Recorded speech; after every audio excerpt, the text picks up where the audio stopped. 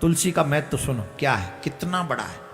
एक बार एक किसान खेत पे जा रहा था, तो खेत पे जब जा रहा था तो अचानक से उसे दो यमराज के दूत दिखाई पड़े।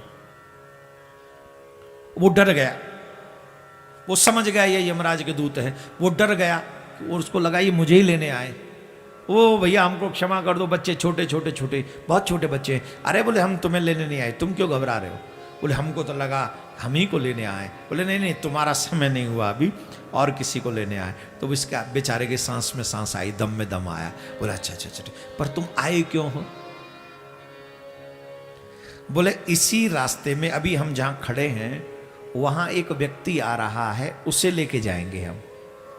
बोले एक व्यक्ति आ रहा है, तुम्हें कैसे पता? बोले सुनो तुम्हें पूरी घटना बताते, हमारे संग रहना, बोलना मत, हम बताते क्या होगा। बोले क्या होगा? 3 चीजें फिक्स हैं मौत की, टाइम, प्लेस, कहां मरेंगे, स्थान, और रीजन, कारण। तो उन्होंने यमराज के दूतों ने बताया, बोले सुनो यहां एक व्यक्ति आएगा बैलगाड़ी में, और यहां एक बैल का तन टूट जाएगा। तन समझते हो?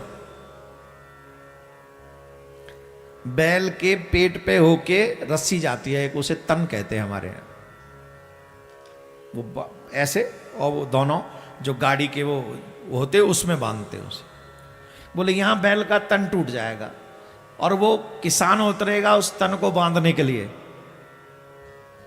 और जब तन को बांधने के लिए जाएगा तो बैल को गुस्सा आ जाएगा और उस पर प्रहार करेगा, उसके सींग उसके पेट में चले जाएंगे, जिससे उसकी यहीं मृत्यु हो जाएगी, और फिर हम उसे लेकर जाएंगे। यमराज ने पूरी यमराज के दूतों ने पूरी स्टोरी बता दी, और ये स्टोरी सुनते ही उस किसान को बड़ा इंटरेस्टिंग लगा। Is it possible? बोले मैं देख सकता हूं। बोले हाँ तुम्हारे आगे घटना घटे, बोलना मत, बस तुम बैठो या देखो। बैठ गए, बैठ गए। इतने में कुछ क्षण बाद ही एक बैलगाड़ी आती हुई दिखाई पड़ी। उसकी बेचारे की सांस में सांस रुक गई। अरे ये तो सच्ची में आ गई, कहीं मर न जाए। उतना सोच ही रहा था कि बैल का तन भी टूट गया, वो रस्सी टूट गई। अब रस्सी टूटी तो उसको लगा ये तो सच्ची घटना होने वाली है। तो उसने पूछा मैं बोल सकता हूं? बोले तू बोलेगा तो तुझे भी ले जाएंगे संग। अब बोल। बोल नहीं नहीं नहीं मैं नहीं बोल रहा, देखता हूं। देखता रहा चुपचाप। ठीक। अब वो रस्सी टूटी, वो किसान उतरा, और किसान उतर के वो रस्सी बांधने लगा, और रस्सी बांधते ही बैल को गुस्सा आया। इतना गुस्सा आया, इतना गुस्सा कि उसने दोनों सींग किसान के पेट में जोर से मारे। इतना जोर से टक्कर मारा कि वो किसान दूर जाके गिरा। अच्छा वो गिरा और वो मर गया, लेकिन यमराज के दूत रोने लगे।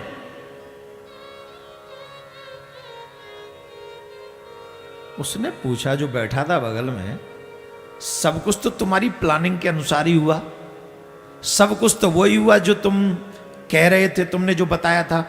आएगा, तन टूटेगा, बैल उसे मारेगा, वो मर जाएगा। मर गया, तुम रो क्यों रहे हो?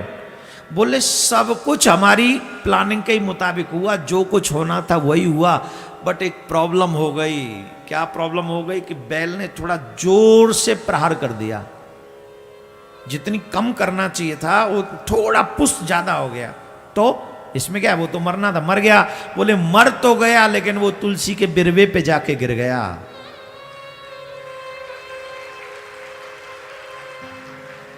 वो तुलसी के बिरवे पे जाके गिर गया, अब हम उसे छू नहीं सकते।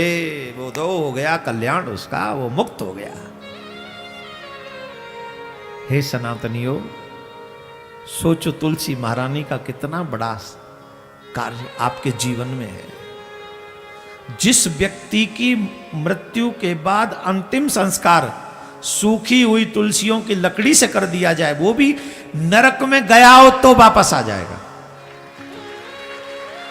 इतना प्रभाव है तुलसी की लकड़ी का। और एक हम है कि सुबह शाम तुलसी को दीप जलाने में हमें शर्म आती।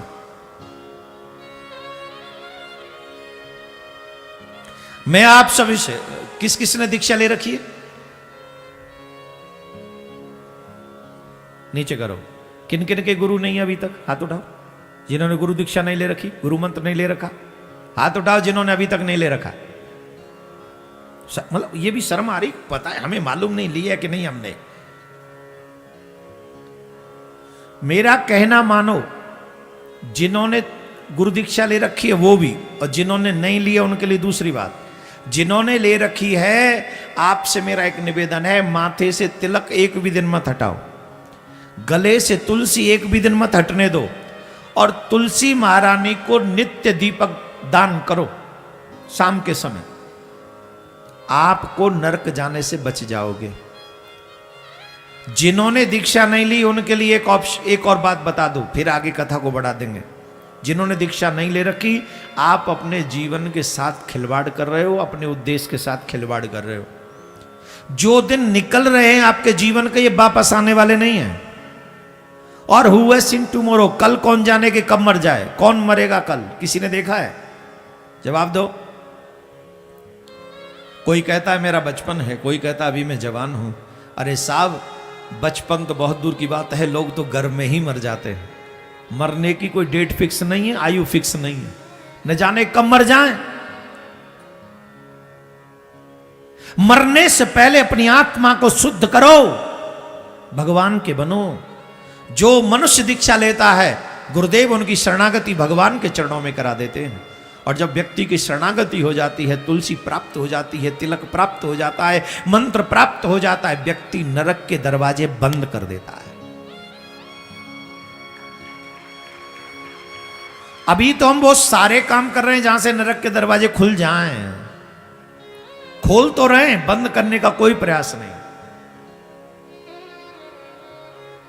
एक एक श्वास जात लाख लाख हीरा की, एक एक श्वास जात। बीती हुई सांस को कोई वापस नहीं ला सकता, कोई भी नहीं। इसलिए काल करे सो आज करे, आज करे सो अब, पल में परले होएगी बहुर करेगो कब। जिन्हें भगवान से मिलना हो, जिन्हें भगवान से प्रेम करना हो, जिन्हें अपने जीवन का कल्याण करना हो, उन्हें सबसे पहला काम गुरु मंत्र लेना चाहिए। उसके बाद कंठी या रुद्राक्ष धारण करना चाहिए, तिलक या त्रिपुंड। मैं दोनों बात किस लिए बोल रहा हूं? शिव जी के भक्तों के लिए त्रिपुंड महत्वपूर्ण है, कृष्ण जी के भक्तों के लिए, राम जी के भक्तों के लिए, नारायण के भक्तों के लिए तुलसी महत्वपूर्ण है। तो ये मैं दोनों साथ में बोल रहा हूं, तुलसी रुद्राक्ष। जो तुलसी का काम है वही रुद्राक्ष का काम है, जो त्रिपुंड का काम है वही तिलक का काम है। और भगवान का नाम तो दोनों ही महत्वपूर्ण है, दोनों ही लाभकारी है। इसलिए हमें भगवान का नाम गुरु मंत्र से ही प्राप्त हो, वही जाप ज्यादा करना चाहिए। तो इस बात का ध्यान रखें। यमराज ने कहा, धर्मराज ने, कि ऐसे ऐसे लोगों को तुम हमारे यहां नहीं लाओगे। तो यमराज के कहने पर वो बहुत सुंदर यमराज के दूतों को शिक्षा मिल गई। और उसके बाद में यही गुणनिधि,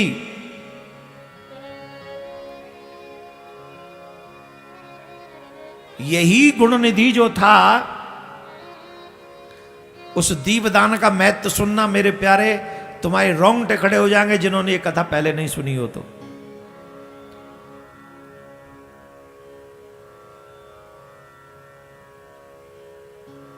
वह शिवलोक के बाद में एक राजा बनाकर, और वो राजा बना विश्रवा के पुत्र वैश्रवण के, वो जो पुत्र बना राजा बना के। और जब वो राजा बना इस मृत्युलोक पे, तो जानते उसने क्या कहा? उसने कह दिया प्रत्येक व्यक्ति शिवालय में दीपक जलाएगा। क्या करेगा? प्रत्येक व्यक्ति शिवालय में। और देखो उस राजा का दंड विधान क्या था? उसने कहा जो व्यक्ति दीप नहीं जलाएगा शिवालय में, उसको मृत्यु दंड मिलेगा। ये तो शुक्र है उस समय की बात थी, आज के समय की बात होती तो महाराज पता नहीं क्या तमाम लोग आ जाते, उस राजा पे आक्रमण कर देते। आज वो सीट पे बैठा हुआ राजा अगर यूँ कह दे कि रामायण जरूर पढ़ानी चाहिए स्कूलों में, कोई किसी प्रदेश का मुख्यमंत्री कह दे, तो तमाम लोग निकल निकल के आ जाएंगे। तुम्हारी हिम्मत कैसे हुई सेकुलर कंट्री में रामायण पढ़ा रहे हो? कितना दुर्भाग्य हो गया बताओ।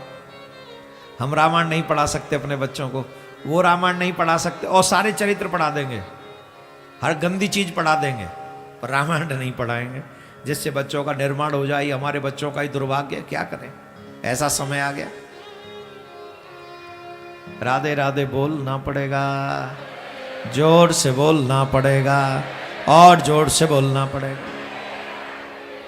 उस राजा ने अपने राज्य में यह अनाउंस कर दिया, जो शिवालय में दीपदान नहीं करेगा, दीपदान नहीं करेगा, उसे मृत्यु दंड मिलेगा, उसे मार दिया जाएगा।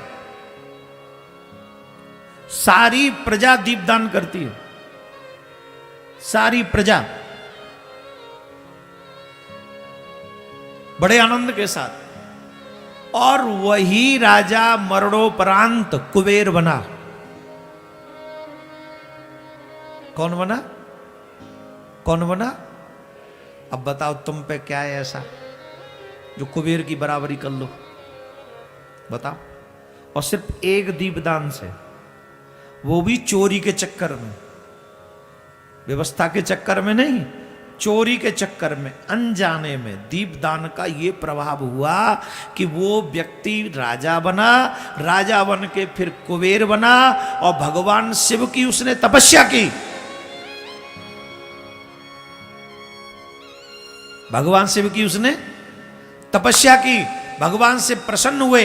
हालांकि ये पार्वती जी को घूर घूर के देख रहा था, शंकर भगवान प्रकट हुए ना पार्वती मैया के संग में, तो घूर घूर के देख रहा था। इसके मन में क्या आ रहा था कि ये देवी कौन है, इसने मुझसे ज्यादा तपस्या की है शिव की, जो शिव जी के सानिध्य में बराबर में खड़ी है, इसने ऐसा कौन सा पुण्य किया। और मां पार्वती जी को लगा ये कैसा भक्त है, घूर घूर के देख रहा है। पार्वती मैया को गुस्सा आ गया, एक आंख फोड़ दी उसकी।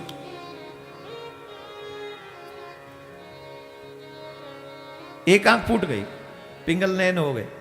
अच्छा, वो तो दूसरा भी नेत्र लाल लाल हो गया था, वो भी फूटने ही वाला था। शंकर भगवान ने कहा क्या कर रही हो देवी? बोले ये मुझे घूर घूर के देख रहा है। अरे ऐसे नहीं, वो तुम्हारे भाग्य को देख के थोड़ी परेशानी हो रही है उसको। वो ये सोच रहा है कि ये इनका ऐसा कौन सा पुण्य है जो बाबा का इतना सानिध्य प्राप्त है, मैं ऐसा क्या। और उसकी वो भावना है, तुम्हें दूसरे भाव से नहीं देख रहा है, तुम्हारा पुत्र है। तो मां ने फिर आशीर्वाद दिया, प्रसन्न रहा। भगवान ने फिर उसे वरदान दिया, शिव जी ने, और यहां से कुबेर भगवान शिव के मित्र बन गए। क्या बन गए? मित्र बने। और मित्रता ऐसी कि अलकापुरी के पास ही कैलाश में शंकर भगवान जाके बस गए। बोलो शंकर भगवान की जय।